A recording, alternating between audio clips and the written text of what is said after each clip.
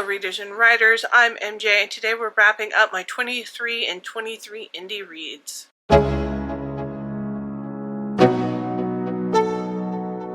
So in 2023 I started my very first readathon. I announced it first on Instagram where I was going to read I invited others to join me in reading 23 indie books in 2023. I am launching that readathon again in 2024, this time the 24 and 24 indie readathon. I have an announcement video on my YouTube channel, so please go check that out. The basic premise is to read 24 indie books in 2024, but if you don't read that many books, even one indie book is enough to participate in the challenge. It's just getting out of this conception that indie books are bad fiction, and that the only way to appropriately read is to read traditional publishing and actually give indie books a shot. So my goal in 2023 was to read 23 indie books, and we're going to be wrapping that up today to see how I did. I am very, very excited to announce that in 2023 I read 29 indie books. So I smashed my goal. I'm very excited. Definitely more than I thought I was doing, which is great. I personally do want to do better, at least percentage-wise in 2024. I read a total of 170-something books. What is it? 178 books in 2023, and only 29 of them were indie published, so it's still a very small percentage, but I'm trying to kind of get through all the books I've already bought so I can change the way I read. I really do like picking up indie books. I see a lot more representation in them, and I think there's, a lot of my favorite books have come from reading indie books. So I'm really excited about that. I will say that there are books that I did leave off this list. Technically, Brandon Sanderson's secret novel books are indie published.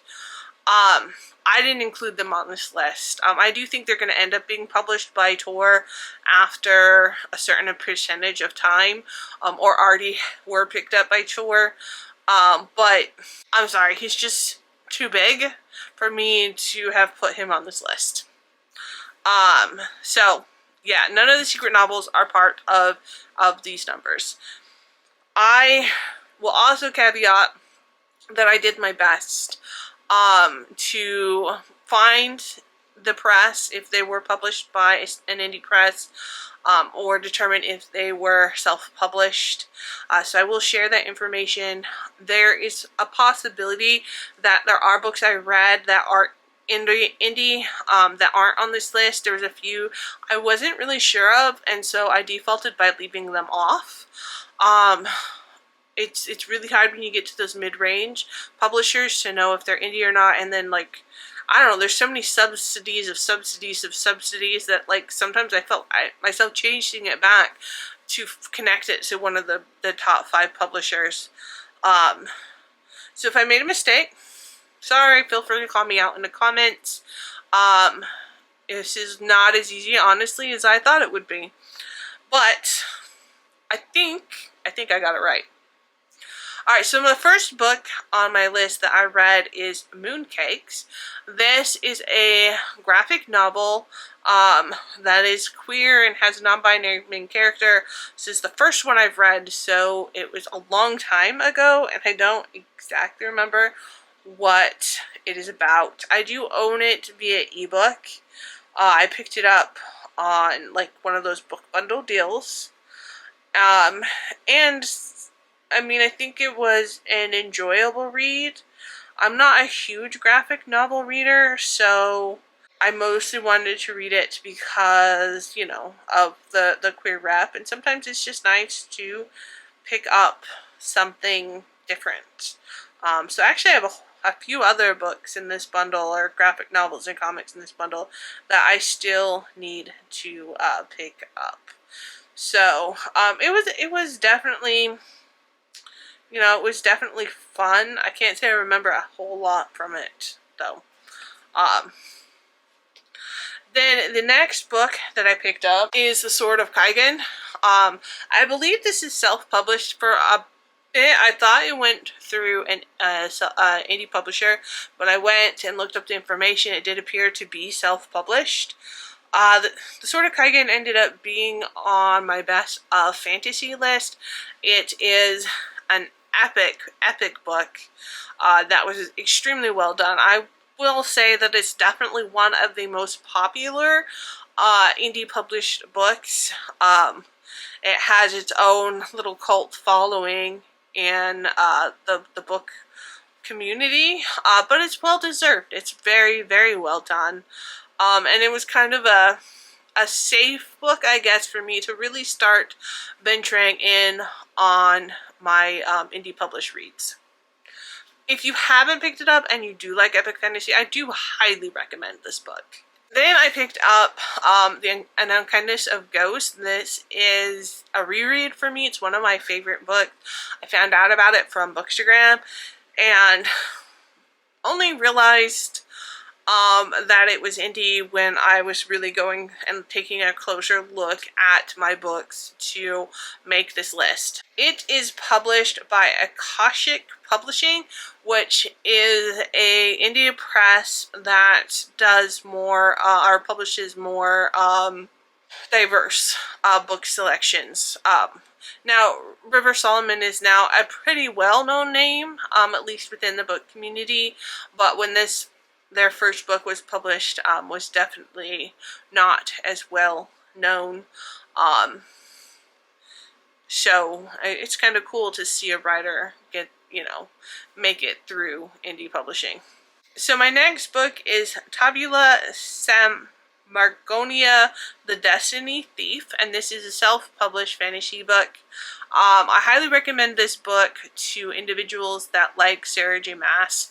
It's definitely reminiscent of that type of writing. It's not exactly my thing, but I could see where a lot of people would really love it. It definitely doesn't have as big a following, which is a shame because I think it deserves to. I did have a little problem with the use of time in the novel. It didn't seem to be as consistent as I think it should have been.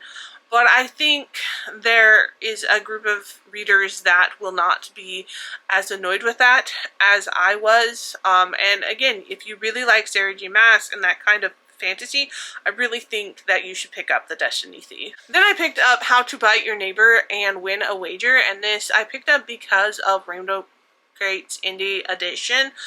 This is written by a non-binary autistic author, although this first book does not have autistic rep in it. I was so amazed with how much I really, really loved this book. Ironically, I picked up the sequel and then I had it borrowed and then my loan ran out and then I bought it and I still haven't picked it back up, which is a shame because the second book does have autism rep in it. This is where I really fell in love with Dan Brenn's writing, and you'll see that they're on this list a couple of times because I think they're a very fantastic writer, and I really, really enjoyed this book with it being as romance heavy as it was. It's also stunning. It's just a really gorgeous publication. This, How to Bite Your Neighbor and Win a Wager, is published through the Kraken Collective. My next book is also a Rainbow Crate edition, 16 Souls. I'm not sure where my copy is. I forgot to grab it. This is a YA self-published novel, and it's really good in the fact that it has disability rep. It's very gothic. It's centered in New Orleans and has a main character who can see ghosts, and then because of a near-death experience, and then he goes and meets up with a trans main character who also can see ghosts, and their kind of adventures together. It's very YA, and so in that regard, I probably won't be continuing on in the series, but it was great. For anyone who enjoys YA, fantastic, amazing rep. I think it would be really great for the intended audience of young adults, and fantastic read. If this author ever publishes adult books, I would absolutely check them out, without a doubt. So, phenomenal writer. And then the next book is another Dean Brin book. I picked up Our Bloody Pearl, which is a very popular book through the book community. I'd heard of it multiple times before, even before I got How to Bite Your Neighbor and Win a Wager. I enjoyed Our Bloody Pearl. I like the non-binary rep, even though it was like species specific, and I really like how it wasn't romance focused with the relationship between the two main characters. That is phenomenal. I do think that there could have been a little bit ironing out of the plot, which is why it was maybe not like as good a read for me as How to Bite Your Neighbor and Win a Wager, but I do really enjoy it, and I think the more I sit with it, the more I enjoy it. So it's probably one I will go back and reread after I've finished the rest of Dean Brin's books that I have not yet read, of course. But yeah, so it was definitely good. And I would recommend that you check it out. And the 8th indie book I read is The Bruising of Kilwa. I actually read this as an ebook that I owned, and then later got this amazing edition from Rainbow Crates. It's fantastic. I was very excited to get it. I enjoyed this book. I thought it was very diverse. It gave a different, unique perspective. I hated how it ended. I didn't agree with it at all, but it's one of those books that's so well written, I really enjoyed so much, that even though I disliked the ending, I still really enjoyed the book. The next book I picked up is By Your Side. This is a self-published short story that is a queer platonic relationship. And I enjoyed that aspect of it. You definitely have a main character who is having problems with relationships, and then by the end decides that to kind of take a step back, and instead gets in to a relationship with a queer platonic friend that is Arrow Ace. And I wish that had probably been a bigger part of the story. But this is my first experience with this author's works. I've bought some of the other books since then and do plan to check them out. They're very YA, which is not necessarily my thing, but I do want to read them for the rep. And I did really enjoy being allowed to arc read this story. And the next book I picked up is Shadow of the Wicked. I thought that this was published through an indie publisher, one of those publishers that kind of all have stories that like interconnect or whatever, even though they're like their own thing. But I couldn't find that information, so I'm thinking maybe I'm wrong and it was just self-published, but could be wrong. Either way, I'm not sure. Shadow of the Wicked was very male fantasy. It was well written. It had an interesting idea behind it. But the two female main characters I really didn't enjoy. And I didn't really enjoy how they both kind of had the same plot line that was tragic and not great. So I would definitely pick up some more by this author. And he's a really, really cool dude. I have connected with him outside of his writing, so I know it's not like there's just something about the story that didn't quite just get flushed out with me for these characters. So I'd absolutely pick up other things that he had written. I'd absolutely pick up other things that he writes in the future. But for me, this specifically, I don't know, the way these characters came across on the page didn't do it for me, even though they were side characters.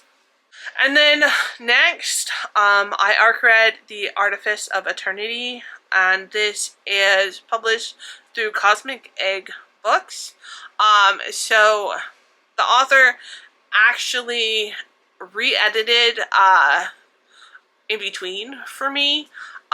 So I was really excited when he finally published his first book to be able to get to read it. And The Artifice of Eternity is an epic science fiction story. So you follow an entire journey of these people through multi-generations. And it's a story that just, I don't know, hasn't left me since I read it. There's so much going on and there's so many plot points. I wrote my own fan fiction in my head for this story. It's one that I think you all should go out and read. So that we can sit and talk about it more, because I don't have enough people to talk about it with. I think I might have actually even annoyed the author with some of my side plots and thoughts, because my brain just like took the story and went off. But yeah, it's definitely a great read if you like side stories, or if you like epic science fiction.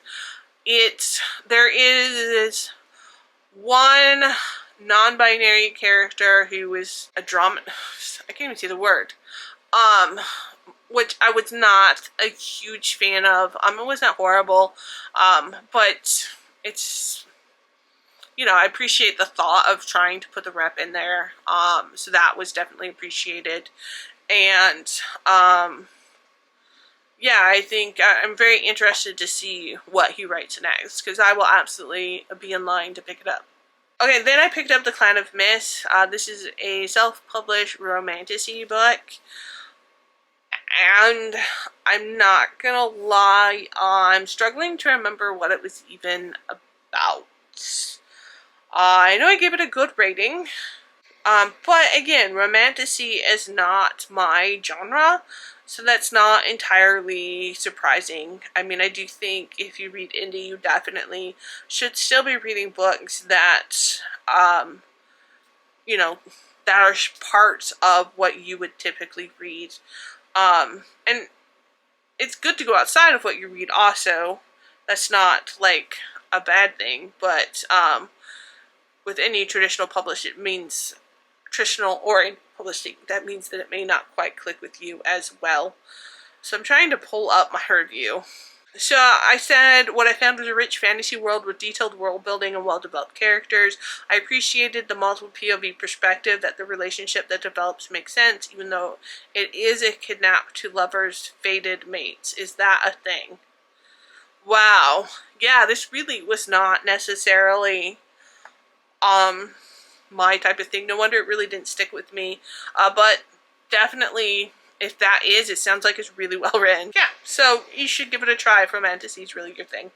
Then I picked up The Rules and Regulations for Mediating Myths and Magic, which is just way too long of a title for a book. I'm not gonna lie.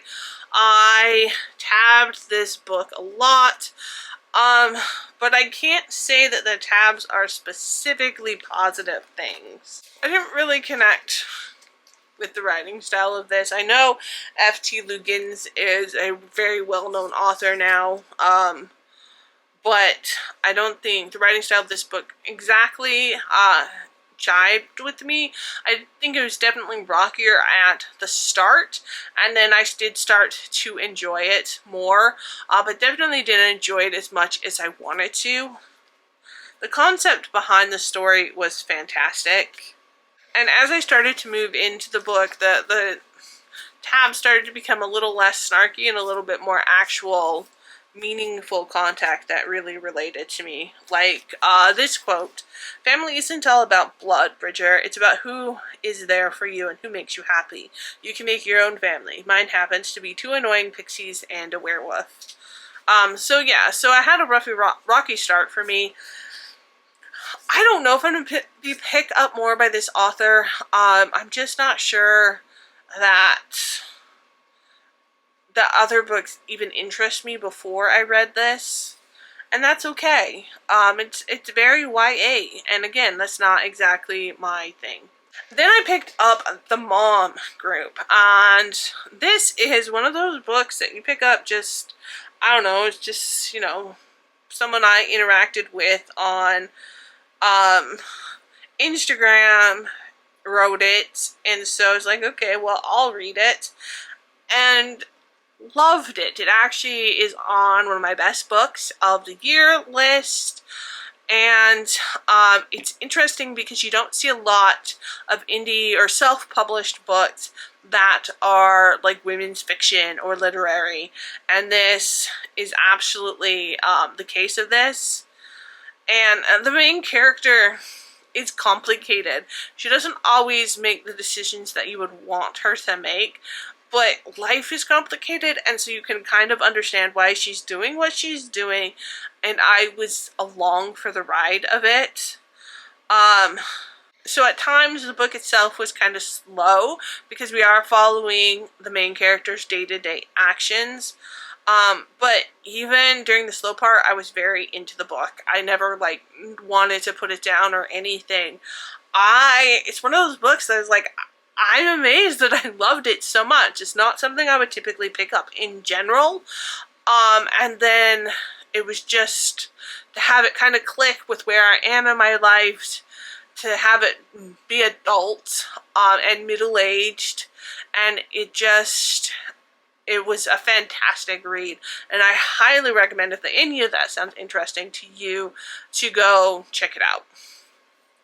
And then the next book on my list is V by Aurora Martínez, and this is a self-published vampire book where the main character is autistic. So obviously you can tell right away why I picked it up.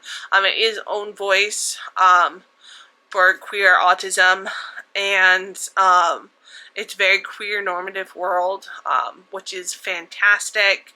It is a slower story, which I think is good because it gives you time to like understand who V is, and that's very important. I think in autism rep, especially when you're going towards neurotypical readers, I found that in my own writing that I really needed to slow it down more so people become acquainted and connect with the autistic character. And so V does that as well. It might be a little off-putting if you're expecting like a vampire novel to be completely fast-paced. It is kind of a setup novel, so I think a lot of action will come in the next novel, whenever it's not out yet, so whenever it's there. But it was fantastic. I really enjoyed it. The autism rep was on point, and I think that you should definitely pick it up. It was part of my favorite books of the year as well, specifically for fantasy. I think I put it in the fantasy. But yeah, so highly recommend. And then next I picked up Foothills Fae Academy. This was another self-published book. It was a little rocky for me. I know the author seems to struggle a little bit with her own perceptions of her books, just from what I've seen her read about on Instagram. I don't think it was a bad book. I think the series is very interesting where it's changing from age groups, so it's very young, very middle grade in the first book, and from what the author said, that changes to be very adult as they go up. I think it's a very interesting perspective on a lot of people could really connect with that. I didn't. Then I picked up The Borrow a Bookshop Holiday. I didn't actually realize this was indie. I got it from Umpla Book Box. But it is published by Hera Publishing. I wanted so much more from this book. It's romance, and I knew that going into that, and I was okay with that, but I wanted vacation vibes. I wanted bookshop vibes. I didn't get that. It was very romance-based, and that's all it was. And even then, like, I knew that going into it. It was a vacation read. I was okay with that aspect. But the plot didn't make sense. Like, why these characters were getting together when they're both in this place where they are, specifically the guy. Like, it didn't make sense to me. And when things don't make sense, I have a really hard time connecting with the book. Because I don't read romance, I actually did, like, actually go to Instagram and was like, wait a minute, am I, like, missing something here? And I did get feedback, no, like, it still needs to make sense. Which makes sense. Which is, it sucks because it's such a beautiful, beautiful book. I wanted to keep it on my bookshelves. But it's not for me, and hopefully somebody else will get it and be able to vibe with it better. And then I finished The Bell Tolling. This is a religious fantasy novel, pretty epic fantasy. You have like a core quest group that are connected with this individual who is the savior and is going to help diminish evil, and they all are, you know, grasping with themselves in their own identity as they're joining their group and their own insignificance. And so you have the interplay with all of these characters, and to me it was very interesting, the juxtaposition of this religious aspect and connecting with a figure who's extremely, you know, perfect, and yet the actions of going out and doing less than, like, very gory things. Like, it's not like, the book itself is gory, and there's some very horrific fight scenes, and it's very reminiscent in that sense of religious fantasy.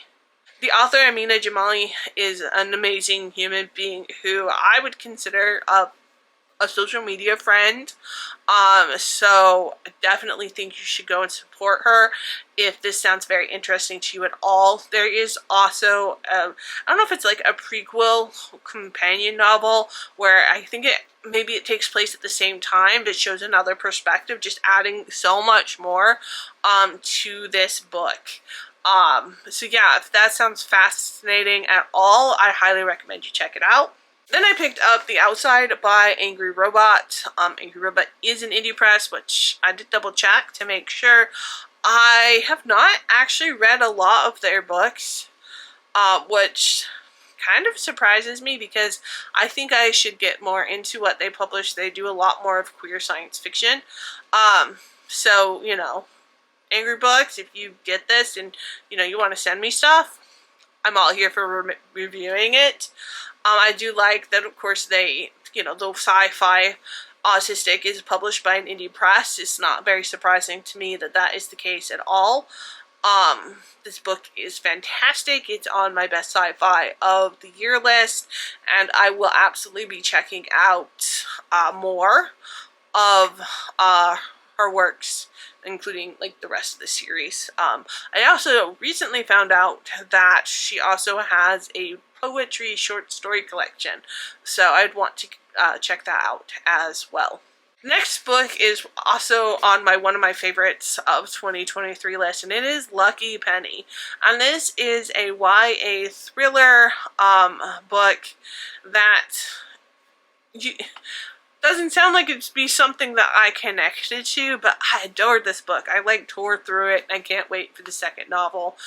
It is a duology, which for me to have a thriller be a duology is just fascinating, but there's two separate mysteries going on. The first is that 10 years ago, the main character's sister disappeared from the woods outside their house, and now, 10 years later, her best friend's going missing from the same woods. And so she's trying to find these novels that feel very connected to her and determine if they are connected, but to find her best friend, but also to determine what is happening to her sister, or happened to her sister. And so it's amazing. Like, the first book summed up just very well by still wanting you to connect to the second book. Like, it wasn't left on a cliffhanger, but you're still very connected and want to pick up the second book to know what happened. I do want to pick up more of the backlog of for the book, for the author, because I enjoyed this so much, and she has so many other works that she's done. So I do plan on picking up more of those other series in 2024. But after I finish the Read What You Own challenge, But yeah, Lucky Penny was fantastic, and I've been recommending it ever since I picked it up. Then I picked up The Name Bearer, and this is another Rainbow Crate indie press that I believe is self-published. It was good. My one concern with this book is that it just covers too much. You have them going to school and all the years of them going to school, and then after school, and then them going on to start this quest, and it was just a lot to have covered in these many pages, and so I think it could have gone a little bit more focused and actually like plotted out a little bit better, instead of kind of felt like getting dragged along all these time periods. I wanted to love this so much more than I did, but I don't know, maybe the second book is paced out a little bit better, but this one, I don't know, it was just too much in one volume for me. But there, in addition, I read the author's short story, the La Ladroncita. I'm probably saying that wrong. And that I loved. It was because it's more condensed and was more focused, and I really appreciated that. So it was like a prequel for one of the characters that the main character goes to school with, and we see how they got brought into the school, and it covered a shorter amount of time. We got more connection with the characters, and I really, really liked that, and I wish that kind of style would have been done more throughout the book. Now, a lot of people really love this book, and for good reason. Like, I don't want to like disparage or say don't pick it up at all, because it is still a really, really good book. I just personally wish that he had focused in a little bit more to give a little bit more detail. Then I picked up Braiding Sweetgrass, and this is an indie press by Milkweed, and even though it's extremely popular, I think it still deserves to be on this list, because it's great that it got popularity, but this is a press that works with Indigenous populations, and so like highlighting the press, I think, is important, as well to go find other works that they have put out. Specifically, I want to find the previous book written by this author for sure, and then I want to check out some of the other catalogs of this press. But phenomenal nonfiction book that definitely impacted me as a person. It was on my best of 2023 list as well. Just the connection for me personally, like the connection with nature and ourselves, but in addition, like just the kind of like education about Indigenous culture that just kind of came through the main author's exploration of their selves. It was just, there's just so much in this book. It was extremely fascinating, and if you have not picked it up yet, I highly recommend. Then I picked up two graphic novels. Surviving the City is volume 1, and From the Roots Of is volume 2, and these are published by Highwater Press, which is another indie press, and these are Indigenous graphic novels. The first one deals with a high schooler that his grandmother is ill and then has to go into foster care, and then we follow that same character in the second book, but now they have come to explore their identity as being Two-Spirit, and we kind of get that connection of like LGBTQ culture and Two-Spirit being reintroduced into a population and a generation that has kind of lost part of their culture because of, white culture making them. And just the conversation that's happened and the interactions between these youth, and it was just such a great graphic novel, and if you haven't picked it up, I highly recommend that you check it out. Then I picked up a short story, The Blessings of Vampires. This is also by Dean Brin. This is a a short novel for the second book, which is ironic. I read it before I actually finished the second book in their series. It doesn't take very long. It just kind of follows the two main characters as they're going and kind of finding this like history of vampires and just like how that connects to identity. I don't know, it's really short, but it was really interesting. And made me want to go pick up the second book even more, which I need to finally finish reading it. Now we're up to 27, and this is Mythic Revealed. This is a book that was given to me. It was signed, but it was stuck in, so I actually took it out because it had my dead name on it, and I did not appreciate that. It was okay. It's about a college student whose parents are in like this mix of where all this like stuff is happening, and so he goes back home to check on his parents, but they're dead. And then he finds some kids that they had like left there, so then he becomes their guardian to take care of them, and then even more stuff happens, and then even more stuff happens, and it kind of goes to like, there was just too much in this novel. I wasn't focused enough to allow me to connect before we moved back on, and the writing could have probably been a little bit more flushed out as well.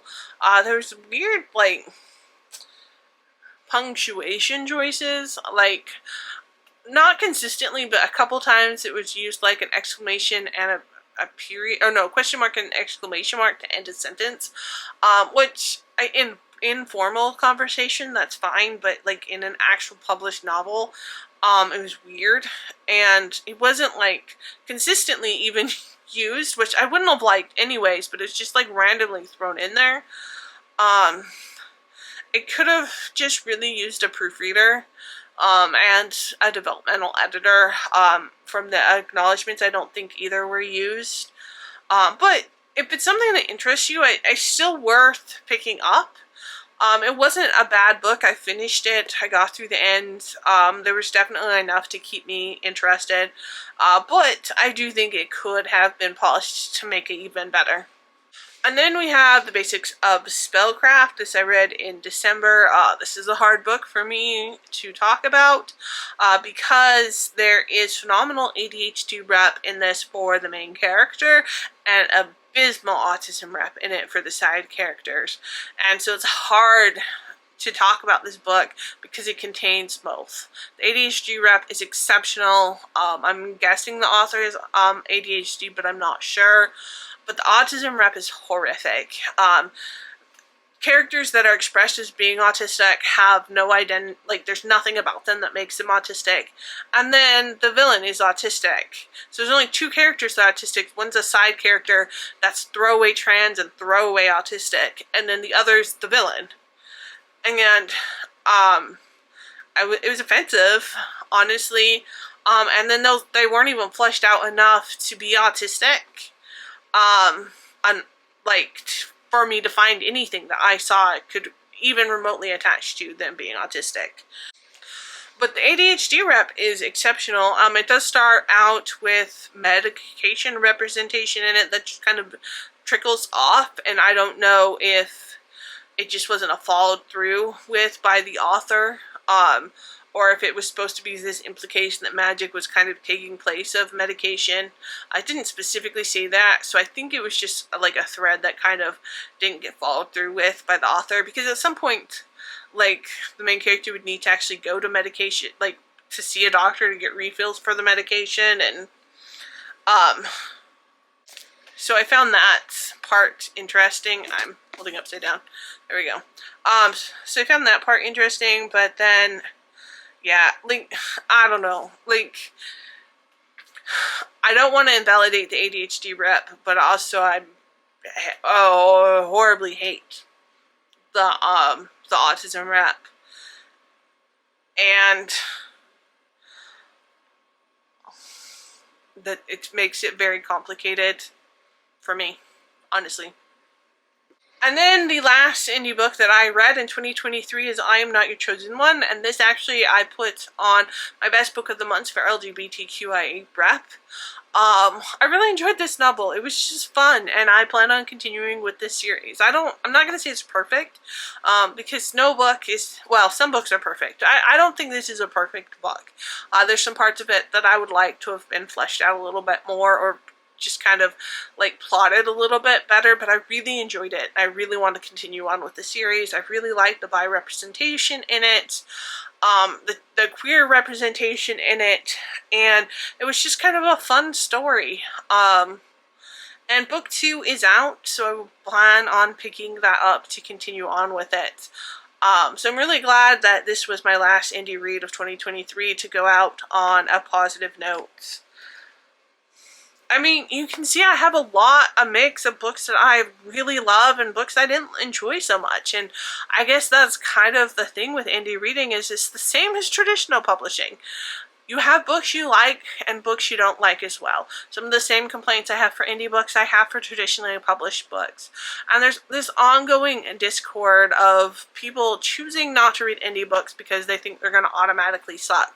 And I'm so glad that I did read indie books, because some of my favorite books of the year were indie published, and I'm so excited to pick up as many as I did, and for all the books that I'm going to read in the future. And obviously I'm a proponent of reading indie because I write indie. I have self-published all 3 of my books, and I think that's the best thing about reading indie, is these are books that I can get diverse voices in. I can get the autistic voice, the queer autistic voice, trans voices, all of these things that I don't necessarily find in traditional publishing. One of the books that I wasn't sure if it was traditionally published or not, I do think it's a smaller press, but I'm not sure if it's considered an indie press, is On the Edge of Go, which is the other autistic sci-fi novel that is big known that I have read this year. And so I think that alone, as an autistic author, as an autistic individual, without indie presses, our voices wouldn't be heard, because all the indie voices on traditional publishing are written by traditional or by neurotypical authors and don't actually have our own voice. And even though I have problems with the basics of spellcraft, like the indie or the ADHD rep on there is on point, and you don't necessarily get that in traditional publishing. And so there is definitely a place for traditional publishing to see yourself. Let me phrase that. There's definitely a place needed for indie publishing so that diverse groups can find themselves. For me specifically, finding autism rep, I found so much more of it on indie than I can on traditionally published, actually own voice autistic authors. I almost put On the Edge of Go on this list. I just wasn't sure if it was a mid-grade publisher, but it's definitely not a traditional publisher. And so it's like traditional publishers are not publishing own voice autistic books. We need indie and smaller presses in order to get our voice out there, and so that's why it's so important. And I know it's not just the autistic voice. Also, adult queer rep is so important in indie, because trad publishing wants to like only throw it down to the YA, and just so much more rep that is only possible because of indie publishing. So hopefully if you're here, you already see the value in indie publishing, but if not, this is why it's so important. I hope you found some books that you want to pick up. If so, please let me know down in the comments. I know it was a long list, but you know, the exciting thing is that's how many amazing books that I have found that were indie published this year. As always, keep reading, keep writing, and I'll see you next time.